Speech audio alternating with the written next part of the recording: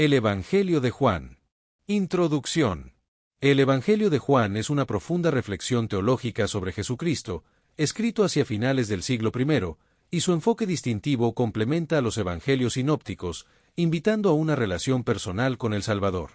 El contexto histórico del Evangelio de Juan se refiere a su autor, Juan el Apóstol, discípulo amado de Jesús y testigo directo de su ministerio, quien probablemente escribió el Evangelio en Efeso, un importante centro cristiano de Asia Menor, alrededor de los años 90 a 100 DC, dirigido a la comunidad cristiana primitiva que enfrentaba persecución y herejías emergentes. En la introducción teológica del Evangelio de Juan comienza con una majestuosa declaración sobre la naturaleza divina de Cristo, presentando a Jesús como el Verbo eterno, concepto profundo en la cultura helénica, y estableciendo un vínculo directo con Génesis, mostrando a Cristo como agente creador. En la estructura del Evangelio de Juan se divide en 4 partes: el prólogo, que establece el fundamento teológico; el libro de señales, que describe el ministerio público y milagros de Jesús; el libro de gloria, que relata la pasión, muerte y resurrección de Jesús; y el epílogo, que cuenta las apariciones post-resurrección. El propósito del Evangelio de Juan. El propósito del Evangelio de Juan es demostrar que Jesús es el Cristo, el Hijo de Dios, y ofrecer la esperanza de vida perpetua a través de la fe, como se expresa en Juan 20:31, que dice: «Pero éstas se han escrito para que creáis que Jesús es el Cristo, el Hijo de Dios, y para que creyendo, tengáis vida en su nombre». El testimonio de Juan el Bautista y los primeros discípulos. El testimonio de Juan el Bautista es importante en el Evangelio de Juan, ya que niega ser el Cristo, afirma su papel como precursor anunciado y reconoce la misión redentora de Jesús, diciendo: «He aquí el Cordero de Dios, que quita el pecado del mundo». Los primeros discípulos de Jesús se unen a él después de la invitación de Juan el Bautista, y experimentan la perspicacia divina de Jesús, como se ve en la historia de Andrés, Simón, Felipe y Natanael. Milagros y encuentros de Jesús. El milagro de las bodas de Caná es un ejemplo de la manifestación gloriosa de Jesús, quien convierte 6 tinajas de agua en vino excelente, revelando su poder creador, y se describe en Juan 2:11 como el principio de señales que hizo Jesús. La conversación con Nicodemo es un encuentro nocturno en el que Nicodemo, fariseo y miembro del Sanedrín, busca a Jesús en privado, y es un ejemplo de la interacción de Jesús con los líderes religiosos de su tiempo. En la posición social de Jesús explica su cautela en sus encuentros, como el que tuvo con una mujer samaritana junto al pozo de Jacob, donde superó barreras sociales y habló sobre el concepto de renacimiento espiritual, diciendo: «El que no naciere de nuevo, no puede ver el reino de Dios». Jesús introdujo el concepto revolucionario del renacimiento espiritual, que implica un origen divino, del agua y del espíritu, y le reveló a la mujer samaritana su identidad mesiánica con claridad excepcional, lo que llevó a muchos samaritanos a creer en él como el Salvador del mundo. Juan seleccionó 7 milagros específicos para revelar la gloria de Cristo, incluyendo la multiplicación de panes para alimentar a más de 5,000 personas, la sanación del paralítico de Betesda, la resurrección de Lázaro y la curación del ciego de nacimiento, que demostraron el poder de Jesús sobre la naturaleza, la enfermedad y la muerte. Jesús se refirió a sí mismo como el pan de vida y la luz del mundo, y enseñó que aquellos que lo siguen no andarán en tinieblas, y que Él es el buen pastor que da su vida por las ovejas y les da vida eterna, lo que contrasta con los líderes religiosos mercenarios. En la resurrección de Lázaro fue una señal de vida y un milagro que demostró el poder de Jesús sobre la muerte, y que llevó a muchos a creer en él, y Jesús se refirió a sí mismo como el que conoce a sus ovejas y las protege con su sacrificio, garantizando la seguridad del rebaño. Eventos cruciales en Jerusalén. En la sección del Evangelio de Juan describe una serie de eventos cruciales en la vida de Jesús, comenzando con la decisión de los líderes de matar a Jesús debido al impacto de uno de sus milagros, y la llegada de Jesús a Jerusalén, donde es recibido con aclamaciones populares y cumple con una profecía al entrar montado en un asno. Durante su estancia en Jerusalén, Jesús tiene una última cena con sus discípulos, en la que les lava los pies y establece un ejemplo de liderazgo humilde, y también les da un nuevo mandamiento: que se amen unos a otros como Él los ha amado, y les promete preparar un lugar para ellos. Jesús también tiene una oración sacerdotal en la que pide por sí mismo, por sus discípulos y por los futuros creyentes, enfatizando la unidad espiritual y la presencia divina, y pide que se glorifique a su Hijo para que también su Hijo lo glorifique a Él. En la sección también describe la traición y el arresto de Jesús en el huerto de Getsemaní, donde es confrontado por Judas y los soldados romanos, y donde Pedro interviene cortando la oreja de Malco, pero Jesús la sana y ordena guardar la espada. Después de su arresto, Jesús es sometido a una serie de juicios, incluyendo un interrogatorio informal ante Anás, un juicio ante Caifás, una audiencia ante Pilato y una consulta con Herodes, lo que finalmente lleva a su sentencia de muerte y crucifixión. Crucifixión y resurrección. La crucifixión de Jesús es descrita en detalle, incluyendo su camino al Calvario, donde lleva su cruz y refleja la carga de los pecados de la humanidad, y donde dice 3 declaraciones cruciales desde la cruz. En la sección también describe la resurrección de Jesús, que es descubierta por María Magdalena al amanecer del primer día, y que es confirmada por Pedro y Juan, quienes encuentran el sepulcro vacío y solo los lienzos. Después de su resurrección, Jesús aparece a sus discípulos en varias ocasiones, incluyendo una aparición grupal en el aposento cerrado, y un encuentro con Pedro en el que le pregunta 3 veces si lo ama y lo restaura a su ministerio apostólico. Finalmente, la sección concluye con un epílogo en el que el autor declara el propósito de su escritura, que los lectores crean en Jesús y tengan vida eterna, y refuerza la intención evangelística del Evangelio de Juan.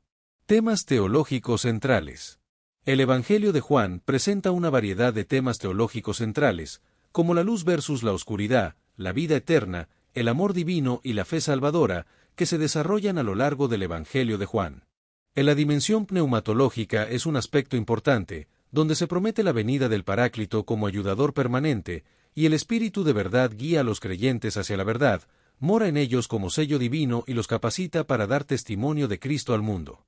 En la soteriología se enfoca en la glorificación, la santificación, la regeneración y la fe como condición para la salvación, destacando la importancia de la comunión eterna con el Padre y la transformación progresiva por la verdad divina. En la eclesiología se centra en la unidad orgánica de los creyentes con Cristo, la formación de un rebaño único bajo un solo pastor, y la morada divina donde el Padre, Hijo y Espíritu habitan mediante el amor, así como la misión universal de los creyentes en el mundo. En la escatología joanina enfatiza la vida eterna como realidad presente, donde la decisión espiritual determina el destino eterno, y se promete el retorno personal de Cristo, la resurrección final y la preparación de moradas eternas en la casa del Padre. Simbolismo, milagros y encuentros. El simbolismo es una característica distintiva del Evangelio de Juan, donde se emplean símbolos profundos conectados con experiencias humanas básicas para revelar realidades espirituales trascendentes, y se presentan discursos largos que expanden conceptos teológicos complejos de manera circular y con contrastes duales. En los milagros en el Evangelio de Juan se presentan como señales que revelan el poder y la naturaleza de Jesucristo, como la transformación de agua en vino, la sanidad del hijo del noble, la multiplicación de panes y la resurrección de Lázaro, cada uno con un significado simbólico profundo. En los encuentros personales de Jesús con personajes como Nicodemo, la mujer samaritana y Tomás Dudoso son ejemplos de cómo Jesús revela la verdad y la necesidad del nuevo nacimiento espiritual, la aceptación y la fe en él.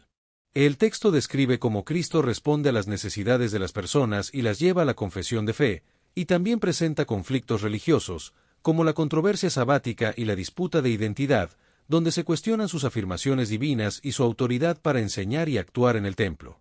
Amor divino, fe, testimonio y universalidad. El amor divino es un tema central en el texto, se describe como un ágape universal que se extiende a toda la humanidad sin distinción ni limitación, y se manifiesta en la entrega voluntaria de Cristo, quien da su vida por sus amigos, y se establece como un mandamiento esencial para la comunidad creyente. La fe y el conocimiento son también temas importantes, se presenta una progresión en la fe, desde la curiosidad inicial hasta la confianza madura, y se destaca la importancia de la fe sin ver, como se dice en Juan 20, 29, bienaventurados los que no vieron y creyeron. El testimonio es otro tema clave, se presentan diferentes tipos de testimonio, como el testimonio del Bautista, el testimonio de las obras, el testimonio de las Escrituras, el testimonio del Espíritu y el testimonio apostólico, todos ellos dan cuenta de la identidad y la misión de Jesús. La universalidad es un tema que se desarrolla en el texto, se describe como el amor divino abraza a toda la humanidad, y cómo Jesús interactúa con personas de diferentes orígenes, trascendiendo divisiones étnicas, y se establece la misión internacional de la Iglesia, como se dice en Juan 4, 35, alzad vuestros ojos y mirad los campos, porque ya están blancos para la siega.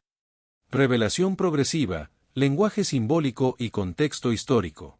En la revelación progresiva es un tema que se presenta en el texto, se describe cómo la identidad y la misión de Jesús se revelan progresivamente a través de señales, enseñanza profunda y culminación pascual, y se destaca la importancia de la iluminación espiritual guiada por el Espíritu prometido.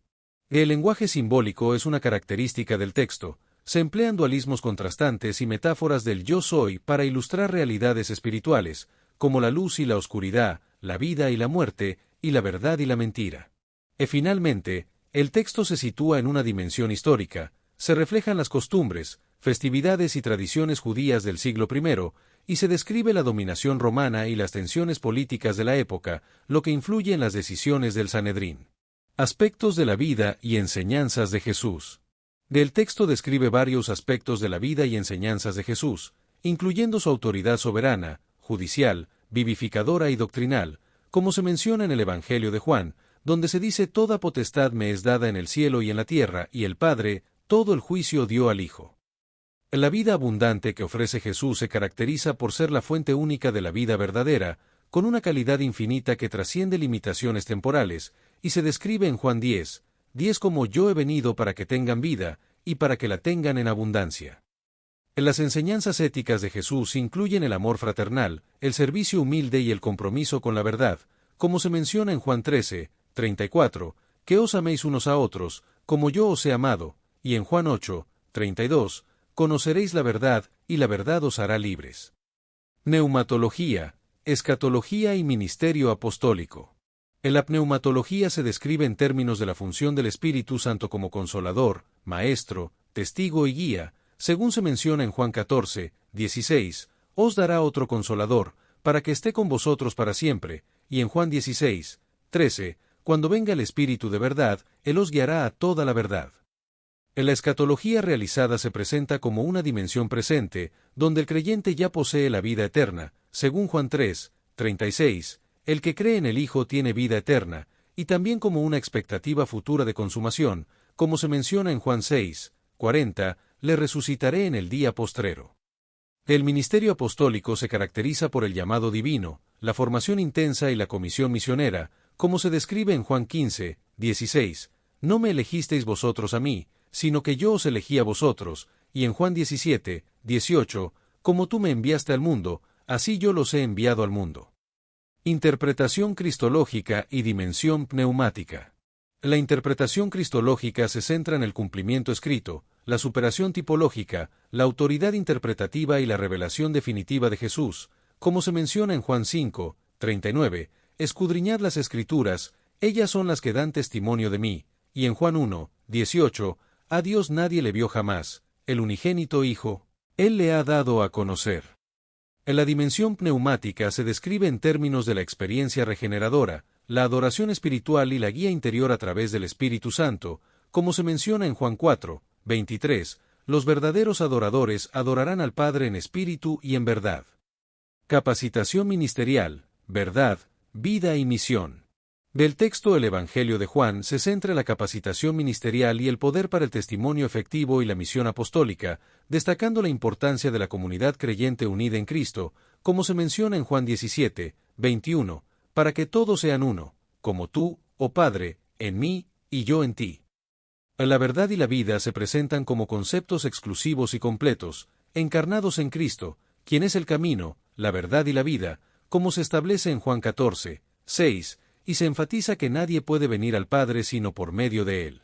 La dimensión misionera es un aspecto clave, con el envío divino y la urgencia global de compartir el testimonio unificado, como se menciona en Juan 20:21 y Juan 4:35, y se destaca la importancia del Espíritu Santo como agente principal de la misión efectiva.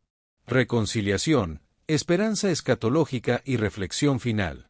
En la reconciliación y la restauración divino-humana se presentan como fundamentales, con la promesa de vida eterna para aquellos que creen en Cristo, como se establece en Juan 3:16, y se enfatiza la importancia de la unificación comunitaria y la paz otorgada por Cristo, como se menciona en Juan 17:21 y Juan 14:27.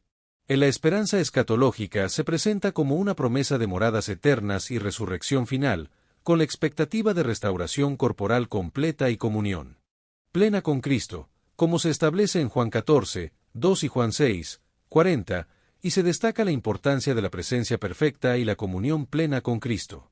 El texto concluye con una reflexión final sobre el mensaje central del Evangelio, la invitación personal a la fe, la transformación interior y la esperanza perenne, y se destaca el legado del Evangelio en términos de impacto teológico, influencia litúrgica, alcance misionero y relevancia contemporánea. Esencia de la vida eterna, conocimiento íntimo e invitación final. La esencia de la vida eterna se define como la comunión divina y la relación personal con el Creador del universo, como se establece en Juan 17, 3, y se enfatiza la importancia de conocer a Dios y a Jesucristo para alcanzar la vida eterna. El conocimiento íntimo se refiere a una comprensión experiencial y no meramente intelectual de la verdad fundamental, que es el reconocimiento del único Dios verdadero a través de la mediación cristológica, es decir, el acceso a Dios a través de Jesucristo. La invitación final se basa en el testimonio suficiente que se encuentra en el Evangelio, que proporciona toda la evidencia necesaria para una decisión de fe informada, como se menciona en Juan 20, 31, pero éstas se han escrito para que creáis que Jesús es el Cristo, el Hijo de Dios. El propósito vital de la fe en Cristo es recibir la vida eterna, como se establece en Juan 20, 31, y para que creyendo, tengáis vida en su nombre, lo que indica que la fe en Cristo no es un fin en sí misma, sino el medio para alcanzar la vida eterna. El llamado universal se extiende a cada persona, sin restricciones ni limitaciones, como se menciona en Juan 3, 16, todo aquel que en él cree, no se pierda, mas tenga vida eterna, lo que destaca la invitación universal a creer en Jesucristo y recibir la vida eterna. Destellos, disfruta la vida, mantente bella por dentro y por fuera y nutre una mente sana. Corazón brillante. Si te gustó este video, suscríbete para recibir más contenido como este, o no olvides suscribirte para no perderte ningún video. Salud y vida @lavida 2025. Juan capítulo 3 Reina Valera 1909.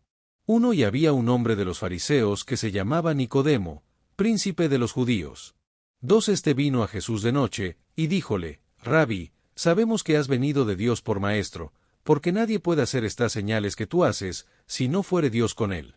3 Respondió Jesús, y díjole, de cierto te digo, que el que no naciere otra vez, no puede ver el reino de Dios. 4 Dícele Nicodemo, ¿cómo puede el hombre nacer siendo viejo?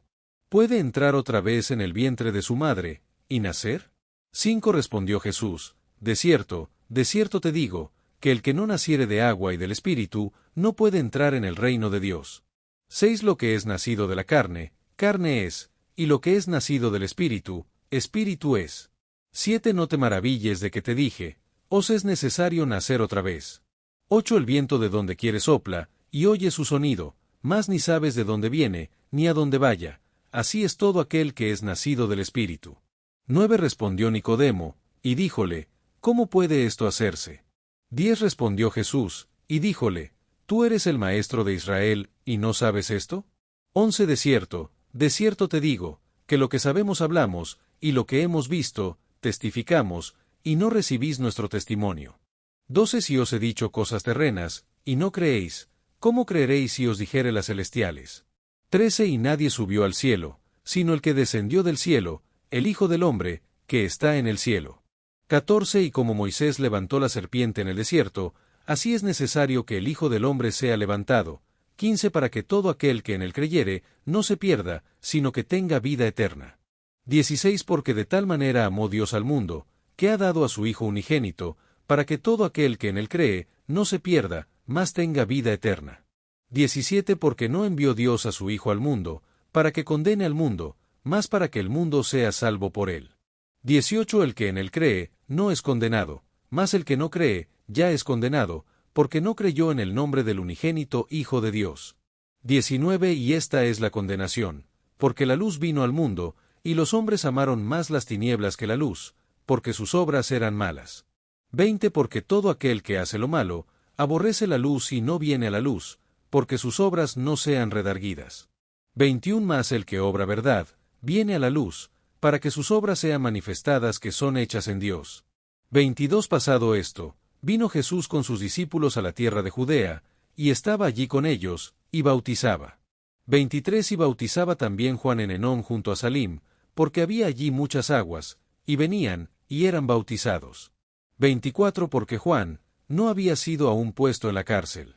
25. Y hubo cuestión entre los discípulos de Juan y los judíos acerca de la purificación.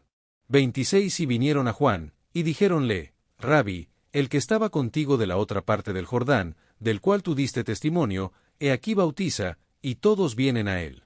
27. Respondió Juan, y dijo, no puede el hombre recibir algo, si no le fuere dado del cielo. 28. Vosotros mismos me sois testigos que dije, yo no soy el Cristo, sino que soy enviado delante de él.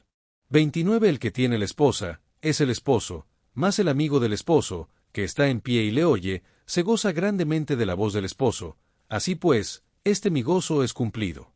30. A él conviene crecer, mas a mí menguar.